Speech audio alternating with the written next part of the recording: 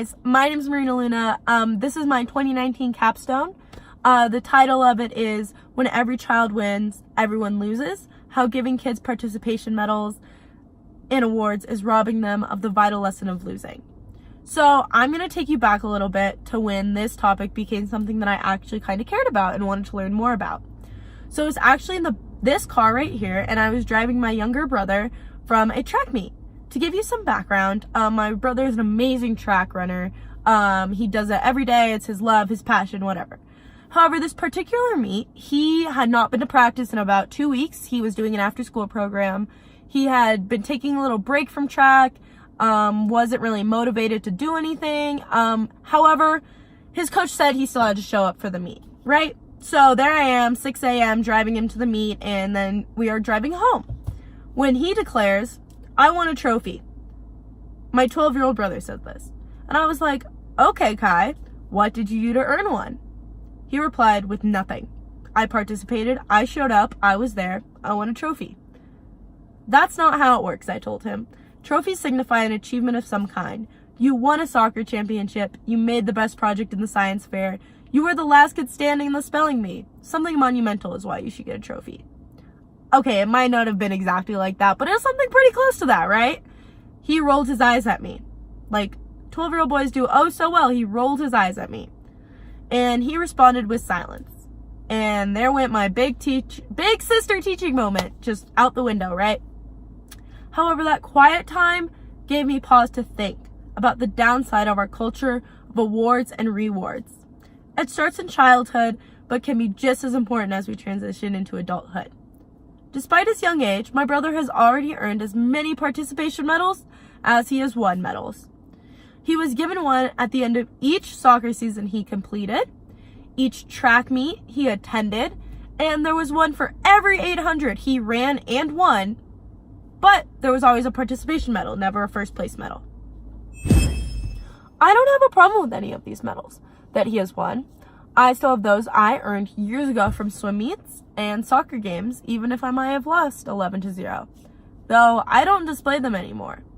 I consider them more as mementos signifying a personal achievement, like you woke up at 5:30 a.m. to go get last place in that swim meet that you may or may not have tried really hard in. I don't know, but I'm old enough to know the difference and distinction between those two, the participation and the number one medals type thing.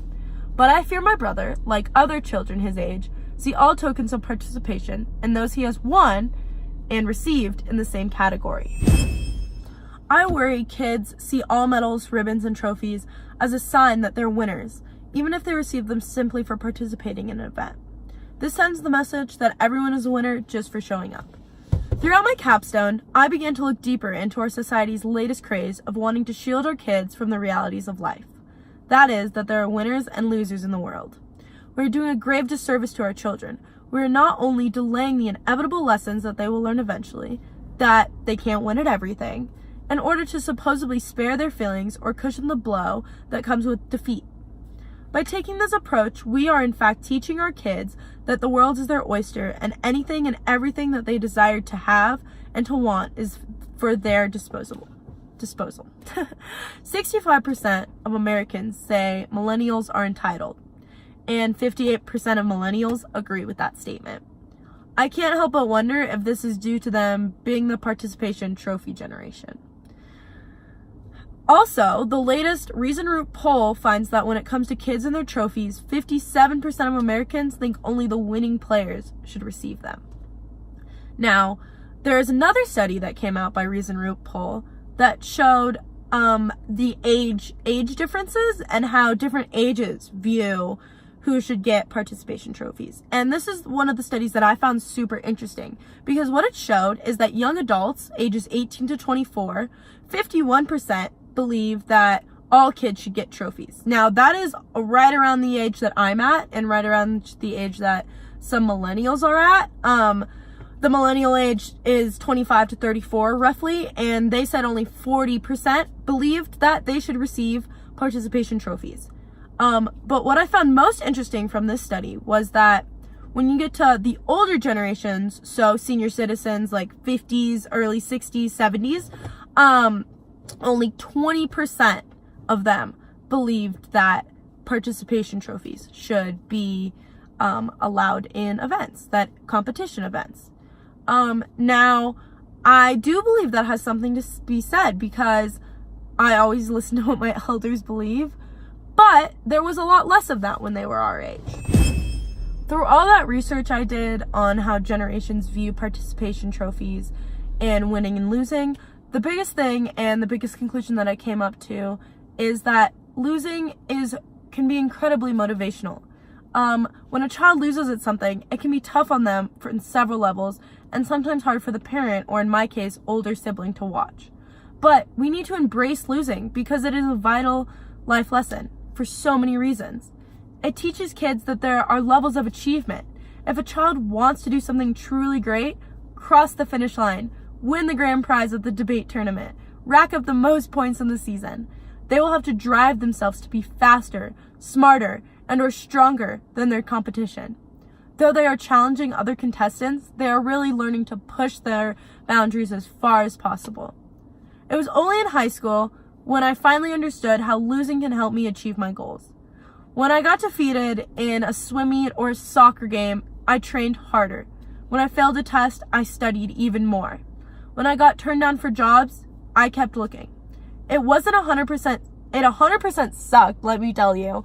It wasn't fair all the time, but I learned not to waste even the worst disappointment.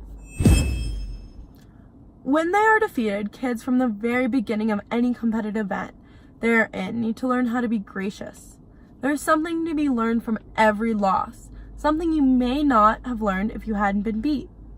We as a society need to teach our kids those lessons, remember them, and use them to do better in the future. Throughout all this discussion of winning and losing, it's important to remind children that those who win at something aren't better people, and those who lose aren't lesser people. It's just a marker of greatness in that particular moment. Someone might win at something one day just to lose it at the next. Or someone may consistently win at something where they lose in everything else. Losing is a reminder that we all have strengths and weaknesses, and nobody is perfect. Sometimes, even when you try your hardest, even when you take all the right steps, things just don't go your way, and that's okay. Sometimes you really do deserve the winner's trophy, and you just don't get it. It is times like this when you have to keep pushing. The world does not give everyone an equal opportunity, and that's what I'm trying to show. Some people have to work much harder than others. However, the ones who work the hardest and continue to work harder every day always end up where they want to be. The fact is, though, no one is going to want to work hard if they are being rewarded for something below their best. No one will work their hardest if all their lives they have been given a participation trophy. That's my capstone. I'm Marina Luna. Thank you.